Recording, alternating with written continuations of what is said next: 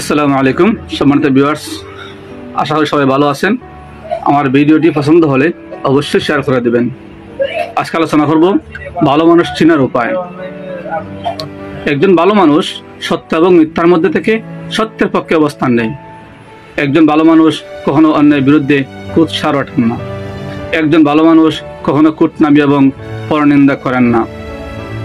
একজন ভালো মানুষ স্পষ্ট ভাষায় কথা বলতে পছন্দ করেন।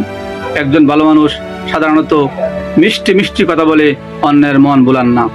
একজন ভালো মানুষ অত্যন্ত বিনয়ী স্বভাবের হয়ে থাকেন। একজন ভালো মানুষ সভ্য এবং মার্জিত আচরণ করতে ভালোবাসেন। একজন ভালো মানুষ সহনশীল এবং পরমত সহিষ্ণু হয়ে থাকেন।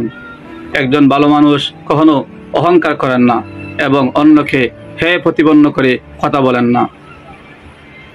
একজন ভালো মানুষ কি? একজন ভালো মানুষ সকলকে সুখী রাখতে এবং অন্যের মুখে হাসি ফোটানোর চেষ্টা করেন। একজন ভালো মানুষ কখনো অন্যের প্রতি ঈর্ষান্বিত হন না। একজন ভালো মানুষ সর্বদা নিজেকে লোভ লালসার এর ঊর্ধ্বে রাখেন। সংসারে সুখী হতে হলে অবশ্যই আপনাকে ভালো মানুষ দেখে, ভালো মানুষ চিনে আপনাকে তার সাথে বন্ধুত্ব করা উচিত। ভালো মানুষ সবার জীবনে চলে আসে।